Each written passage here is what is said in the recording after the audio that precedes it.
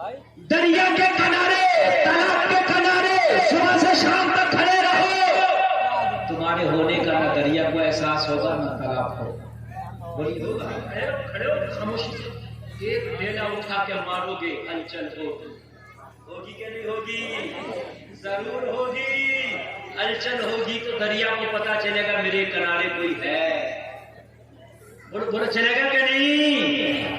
اگر ایسے ہی خاموش رہو گے تو تمہارا احساس زمانے کو نہیں ہوگا، تمہیں کچھ کرنا پڑے گا تاکہ زمانے کو احساس ہو جائے کہ تم بھی ہو۔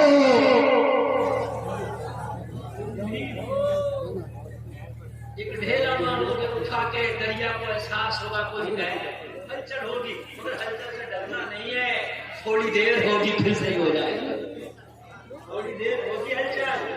آج بھی ڈرتے لوگ، ڈرتے یار ایسا میں کروں گا تو لوگ کیا کہیں گے؟ او بھائی سن، صحیح کام کر، لوگ چاہے جو بھی کہیں، ہلچل ہوتی ہے اس کے بعد سب صحیح ہو جاتا ہے۔ تھوڑی دیر ہوتی ہے ہلچل، تھوڑی دیر ہوتی ہے پھر سب صحیح ہو جائے گا۔ میرے نبی نے رسالت کا اعلان کر دیا، میں اللہ کا رسول ہوں، بس ایک ہی خدا ہے، اس وقت نہ لات کی پوجا کرو، نہ عزا کی پوجا کرو، نہ حبل کی پوجا کرو، نہ منات کی پوجا کرو، اب کسی کے آگے سجدہ نہیں ہوگا، سجدہ کرنے والی ایک ہی خدا ہے جس کے سامنے سجدہ کیا جائے گا، سب باطل ہے وہی حق ہے، میں اس کا بھیجا رسول ہوں، لوگوں میرا کلمہ پڑھو، اتنا کہنا تھا مکہ میں تو فرمان آ رہے۔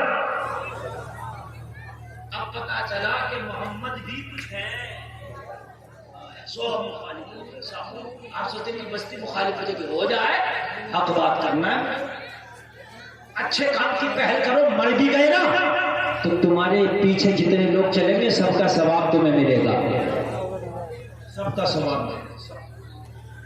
ایک ہلچل بچ گیا، مکہ والوں نے کہا محمد کو مکہ سے نکالو، کسی نے کہا جادوگر ہے، کسی نے کہا شعبت باز ہے، کسی نے کہا کہ یہ رات کو قرآن پڑھ کے لاتے ہیں، کسی نے کہا پاگل ہے، کسی نے کہا مجنون ہے، کسی نے کہا دیوانے ہیں، جس کے جو دل میں آیا کہتے رہے، مگر مکہ کا جو سب سے سمجھدار تھا نام ابو بکر تھا، میرے ہیرے کی قدر جوہری جانتا ہے، زمانہ تو پتھر سمجھ کے پھینک دیتا ہے، ابو بکر نے دیکھا، آگے بڑھ کے مصطفیٰ کا دامن تھام لیا۔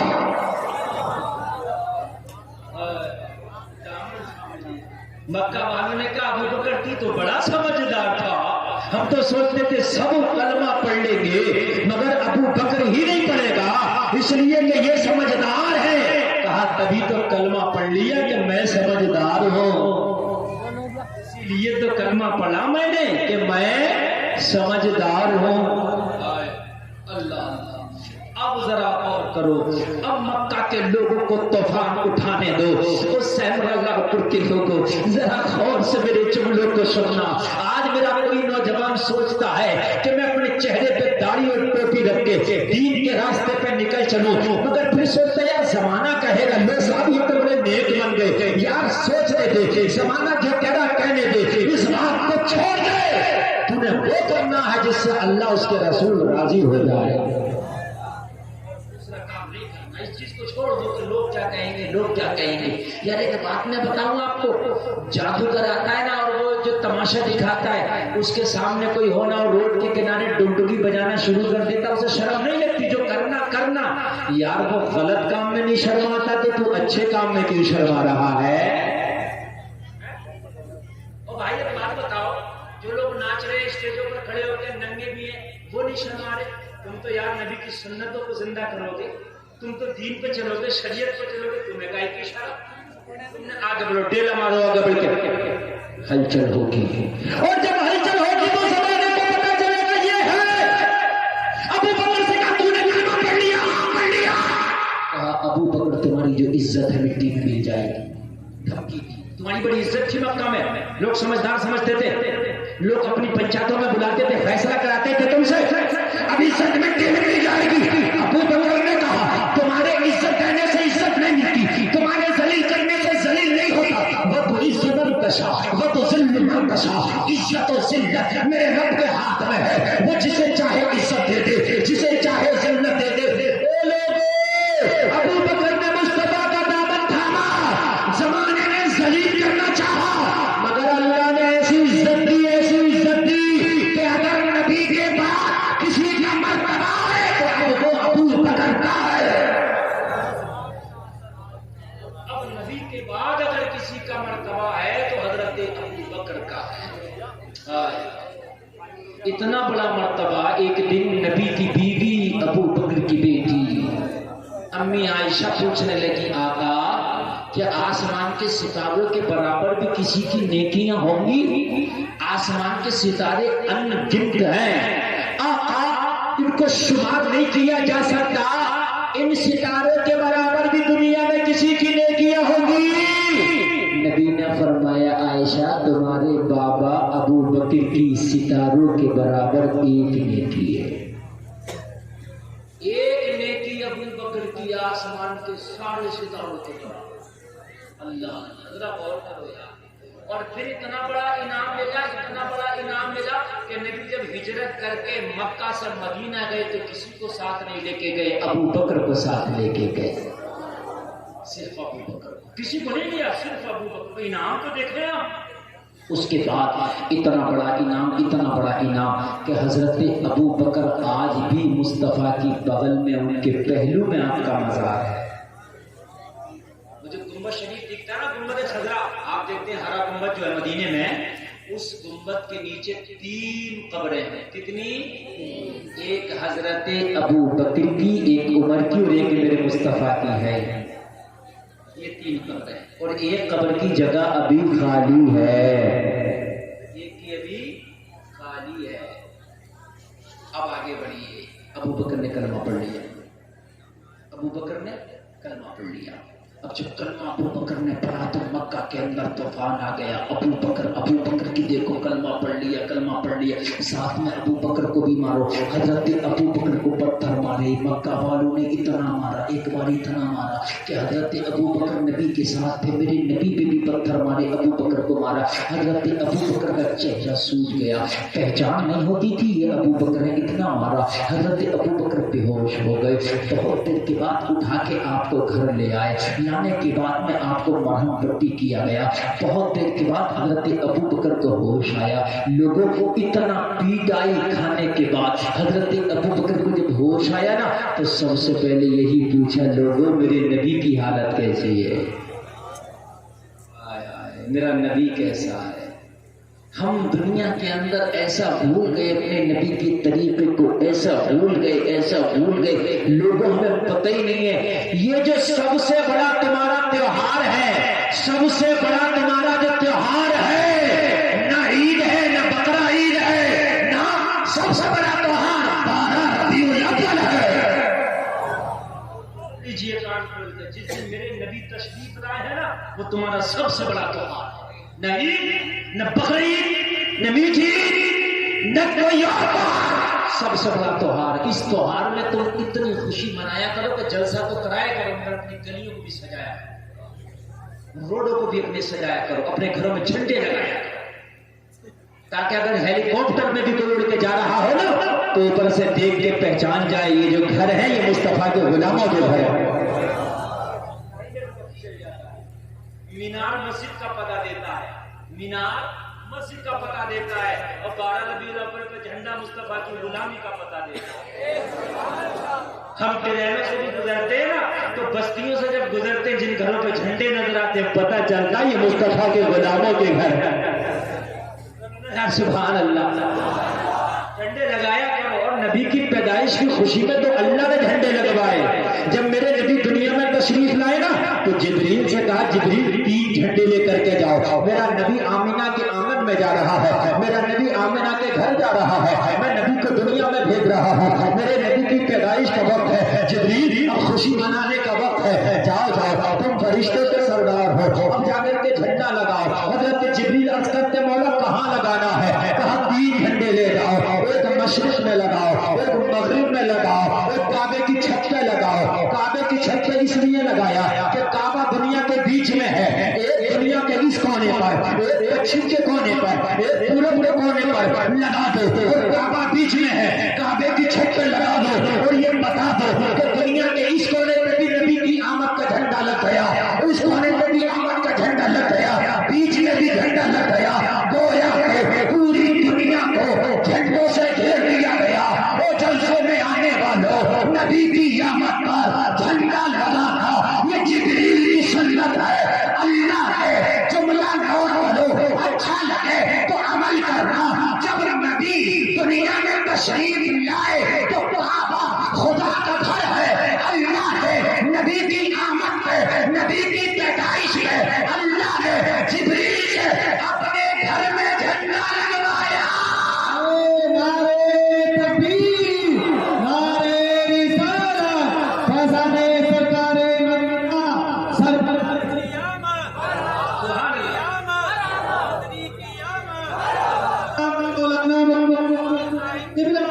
नारे तकबीर, नारे रिसालत। लोगों, जिब्रील से कहा, जिब्रील काबा खाना खुदा है, जिब्रील तू खुदा के घर में झंडा लगा।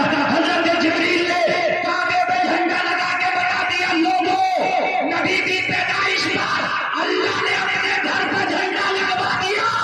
अब मोमिनो तुम भी अपने अपने घरों पे झंडा लगाना। झंडा लगाना तो लगाया करो। अल्लाह ने जिब्रील से काबे की छत पे झंडा लगवाया। और जब काबे की छत पे लग गया तो तुम्हारी छत पे क्यों नहीं लगना चाहिए? बोलो है कि नहीं है? बहुत से लोग झंडे की मुखालफत करते हैं। और एक बात बताओ, हमारा देश आजाद हुआ, देश आजाद हुआ तो उस दिन सब घर में झंडा लगता और लगना चाहिए। लगाते ही लगाते, 15 अगस्त लगाते ही लगाते, 26 जनवरी लगाते कि नहीं लगाते? लगना चाहिए, अच्छी बात है, वतन से मोहब्बत करना चाहिए। यार जिस दिन देश आजाद हुआ, देश आजाद होने की खुशी में झंडा लगा सकते हो, तो जिस दिन दुनिया गुलामी से आजाद हुई उस दिन नबी की आमद की खुशी में झंडा क्यों नहीं लगना चाहिए? मुझे बताइए, आप देश आजाद हुआ झंडा लगेगा? मैं कहता हूँ लगना चाहिए। देश आजाद हुआ तो सब पे झंडा लगा, दारुल देवबंद में झंडा लगा। यार जब नबी आए तब तो दुनिया को गमों से आजादी मिली, मिली कि नहीं मिली है? दुनिया को जुल्म से आजादी मिली है, कुफ्र को जो है दुनिया को कुफ्र की तारीकी से आजादी मिली है। तो इस दिन तो झंडा लगना चाहिए और ये बता देना चाहिए कि ये दिन वो है जिस दिन नूर वाला आया है, नूर लेके आया है। सारे आलम में ये देखो कैसा नूर छाया है। ये बस सोचा करो यार, ये क्या कहेगा, वो छोटो क्या कहेगा, बस काम तो करो जिससे अल्लाह उसका रसूल राजी हो जाए। जलसे में आने वालों, अल्लाह आपको सलामत रखे, अल्लाह ताला नेकियों की तौफीक अता करे। मेरे नबी जब तशरीफ लाए मक्का के अंदर, चंद लोगों ने ईमान लाया, बात वहीं पर है। अबू बकर ईमान लाए, अम्मी खदीजा ईमान लाई, हजरत बिलाल ईमान लाए, बच्चों में हजरत अली कलमा पढ़ लिए।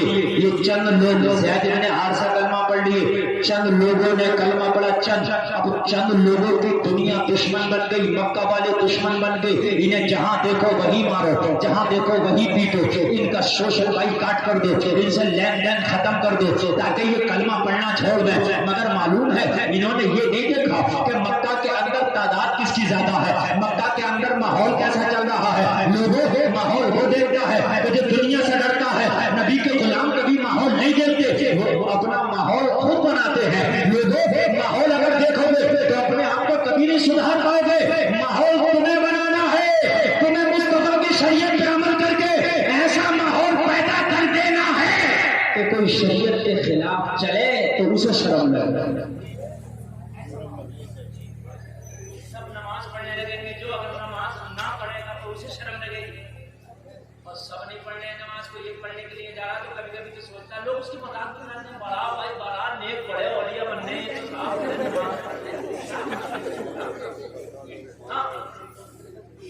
अजीब मामला है। लोगों कान खोल कर सुनो, तुम्हारे घर में अगर कोई नमाज ना पढ़े ना तो उसे शर्म लगे। अपनी बस्ती का माहौल ऐसा बना, लेकिन हमारे बस्ती के खासकर बड़े लोग कोई बात अगर कहो ना, नौजवान अगर नई बात उठाए ना, कभी ये काम करो और भाई ऐसा क्या होगा। अच्छा एक बड़ी मुसीबत है, नौजवान अगर अच्छा काम ना करे तो कहते हैं हमारी बस्ती के नौजवान पड़े पड़े हुए, और बेचारे अगर कोई काम करने के लिए तो ये पूरे करते क्या करोगे, हो जाएगा। नौजवान अगर कहे कि भाई जलसा करा ले, क्या होगा जलसा करा ले, अच्छा करा के क्या होगा, नहीं करा तो कहते नौजवान बड़े मामला। मैं तो कह रहा हूँ बात बुड्ढा भी बहुत बिगड़ा हुआ है। जवान तो भाई है, बात बुड्ढा भी बिगड़ा हुआ। एक बात मुझे ये बताओ, देखिए अगर नौजवान अच्छा काम करे तो कभी क्या होगा, ना करे, ये अजीब बात है। अच्छा इनसे पूछो बाबा से, कभी तुम तो बूढ़े हो गए, देखिए मौत तो जवान को भी आ सकती है, बच्चे को भी आ सकती है, बूढ़े मौत किसी को भी आ सकती है, लेकिन बुढ़ापे के बाद मौत ही आती है, उसके अलावा और कुछ नहीं आता। बचपन के बाद जवानी आती है, जवानी के बाद बुढ़ापा आता, बुढ़ापे के बाद मौत आती है। वैसे तो मौत बचपन में भी आ सकती है, जवानी में तो कभी भी आ सकती है, लेकिन बचपन के बाद एक मौसम है, एक इंतजार होता है इंसान को, कभी जवानी आएगी, जवानी के बाद एक इंतजार होता है कि बुढ़ापा आएगा, बुढ़ापे के बाद तो कोई मौसम नहीं है। बोलो है कि नहीं है? नहीं है। बाज औकात देखा जाता है कि बूढ़े हो गए, पोती पोता के हो गए, फिर भी यार मस्जिद में जाने के लिए तैयार नहीं है, फिर भी नमाज पढ़ने के लिए तैयार नहीं है। मुझे बताओ लोगों, अब कौन सा मौसम आएगा, अब कौन सा वो मौसम आएगा कि जिसमें तुम अल्लाह की तरफ पलटोगे, अब वो कौन सा मौसम आएगा जिसमें तुम मस्जिदों का रुख करोगे। मुझे बताओ अब वो कौन सा मौसम आएगा कि जिस दिन तुम अपने रब को राजी करोगे। अब वो कौन सा वक्त आएगा कि अपने रब की बारगाह में तुम अपने सर को झुकाओगे। मुझे बताओ अब कौन सा मौसम आएगा, बुढ़ापे में कौन सी तमन्ना लेके घूम रहे हो। मुझे बताओ बुढ़ापे में भी कौन से शौक लेके घूम रहे हो। यार कहते हुए भी बड़ा अफसोस लग रहा है, हो जाता है, लेकिन इसकी आदत नहीं जाती। अगर झूठ बोलता था जवानी में तो बुढ़ापे तक झूठ ही बोल रहा। वो यार तू तौबा कब करेगा, बुढ़ापे के बाद सिर्फ तेरा मौसम एक ही आएगा, वो मौत का मौसम आएगा। मुझे बता, अगर जवानी में लोगों के साथ दलाली करता था ना, तो बुढ़ापे में भी दलाली करता नजर आ रहा। मैंने देखा ना, बूढ़ा आदमी अगर जवानी में ताश खेलता था ना, तो बुढ़ापे में भी ताश खेलना, बल्कि उसे ताश का बादशाह समझते हैं। भाई ये तो बड़ा तजुर्बाकार खिलाड़ी है, इसका आगे बैठा होता, ये आगे बैठ के खेल रहा होता कि भाई ये बहुत अच्छे हाथ दिखाएगा। तुझे पता नहीं है एक दिन तेरा हाथ दिखाने वाला इजराइल भी तेरे ऊपर आएगा। इजराइल जिस दिन तेरे ऊपर हाथ दिखाएगा उस दिन तेरी सांस बंद हो जाएगी। तुझे पता नहीं है यार, मैंने देखा बड़ा बूढ़ा आदमी पोती पोता का हो गया, ताश में सबसे आगे बैठा है। और वो कौन सा खेल होते हैं, वो भी चले चीते होते काटे, कौन से चलते हैं वो जानते हो ना, वो बद्धी बाप जो इंटी और गिनती रख लेते हैं, है ना, वो इंटी और गिनती रख ली। मेरे पक्के कौन बांधेगा, तेरे पक्के इजराइल बांधेगा। खुश होता है मेरे पक्के कौन मानेगा। मैं तो बड़ा मेरे मुकाबले पे आओ, मेरी टक्कर पे आओ। तुझे पता नहीं है ये तेरी टक्करों की बात कर रहा। अब तेरा मौसम मौत का मौसम चला है, अबे हमको तौबा कर ले। ये शतरंज के खेल को कब छोड़ेगा मुझे बता, तू कब अपने अल्लाह की तरफ पलटेगा। यार जरा और करो नौजवान खेले तब भी जायज नहीं है, लेकिन जिनके पोती पोता जवान है वो मैं बैठ के देखता हूँ कि कई घंटे उसमें खर्च कर देते और नमाज के लिए उनके पास हक नहीं। मस्जिदों में अजानें हो रही है, नौजवान मोबाइल में लगा है, मस्जिदों में अजानें हो रही है, पकीबाग खेलने वाले पकीबाग में लगे हैं, फेसबुक वाले फेसबुक में लगे हैं, ट्विटर वाले ट्विटर पे लगे हैं, व्हाट्सएप वाले व्हाट्सएप पे लगे हैं।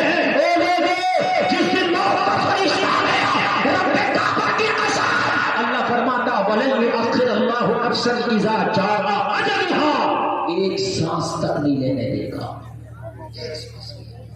आप चाहोगे एक सांस ले ले, मौत का फरिश्ता एक सांस भी नहीं लेने देगा। अच्छा मुझे एक बात बताओ यार, हम मुसलमान हैं, हम कहते हैं मैं मुसलमान, हमने नबी का कलमा पढ़ा, हमारे यहाँ भी यार झूठ बोला जाता, गैरों के यहाँ भी झूठ बोला जाता।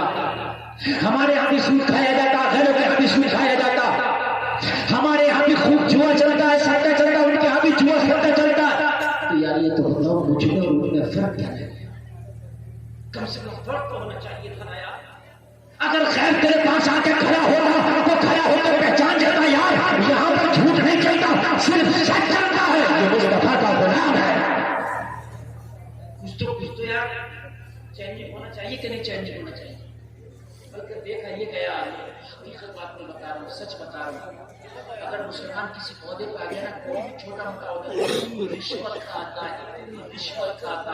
اگر پولیس ڈپارٹمنٹ اگر کوئی مسلمان چھوٹا سا سپاہی بھی ہو نا، تو یہ چاہتا ہے کہ ان کے لوگوں کی کڈنیاں بیچ کے میں رشوت ملے. حقیقت بتا رہا ہوں. کوئی ایک اگر ٹھیک ہو تو میں اس کی بات نہیں کرتا، میں نے خود آزمایا. صحیح بتا، ہم سفر کرتے ہیں نا، غیر مسلم ٹی ٹی ہوگا، سیٹ دے دے گا معمولی سے پیسے لے کے، لیکن اگر کبھی مسلمان ٹی ٹی آ گیا نا سامنے تو یہ سوچتا ہے کہ جتنی جیب میں پیسہ سب لے لیں. عجیب معاملہ یار. ہمارے دلوں سے خوف نکل گیا، ڈر نکل گیا. ہم کہتے ہیں دنیا ہماری عزت نہیں کرتی، یار دنیا عزت کیسے کرے گی؟ ہم نے عزتوں کے کام بھی تو کرنا چھوڑ دیے. میں آپ کو بتاؤں، قربان جاؤ مصطفیٰ کی زندگی پر. میرے مصطفیٰ کے دیوانے مستانے فرزانے نبی کے عاشق صحابہ کرام نبی کی بارگاہ میں حاضر ہوئے، عرض کرنے لگے آقا کل جو ہم جنگ سے آئے نا واپس، تو اس جنگ سے ایک کافر کی لڑکی کو بندی بنا کے لائے، قیدی بنا کے لائے. جنگ ہوتی تھی نا، جو قوم جنگ جیت جاتی تھی وہ بندی بنا لیا کرتی تھی ہارنے والوں کو.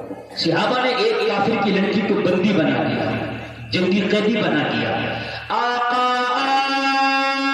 دشمن کی بیٹی ہے جو ہماری قید میں، یا رسول اللہ اس کے ساتھ کیا کیا جائے؟ اور جیسے میں آنے والوں، تمہارے نبی کا کردار لاجواب ہے، تمہارے نبی کا اخلاق لاجواب ہے. آمینہ کے لال نے فرمایا دشمن کی بیٹی ہے، سب سے پہلے اسے پردہ دو، کھانا دو، پانی پلاؤ، اچھا بستر دو، اس کی عزت کرو. وہ تو دشمن کی بیٹی ہے. نبی نے فرمایا بیٹی کسی کی بھی ہو، محمد کی نظر میں بیٹی بیٹی ہوتی ہے.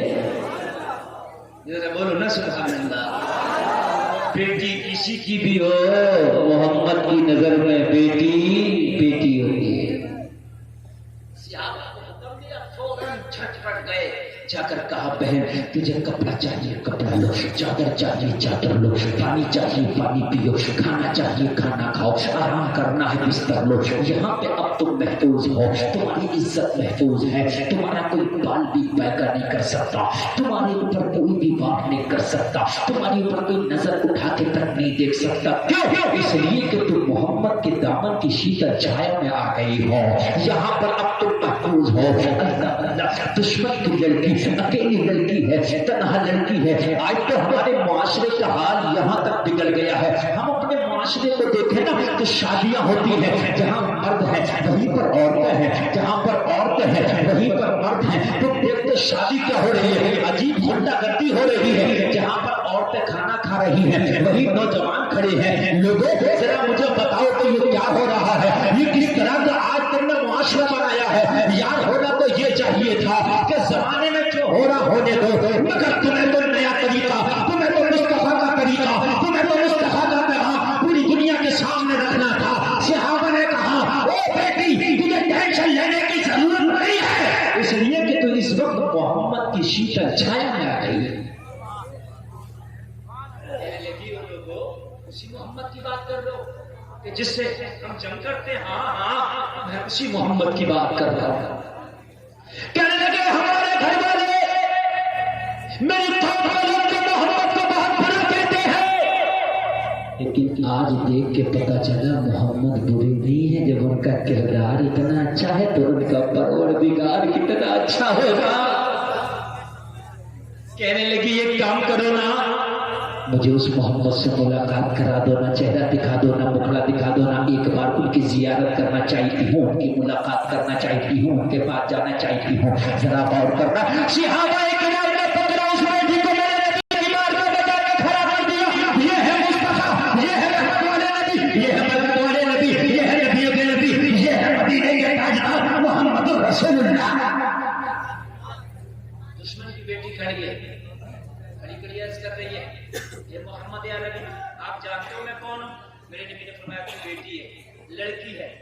کہنے لگی میں لڑکی ضرور ہوں مگر آپ تو دشمن کی لڑکی ہوں، آپ میرے ساتھ مہمانوں والا سلوک کیوں کر رہے ہیں؟ میرے نبی نے فرمایا میں تو دشمنوں کو بھی گلے سے لگاتا ہوں، میرا تو کردار ہی ایسا، میرا تو اخلاق ہی ایسا ہے۔ کہنے لگی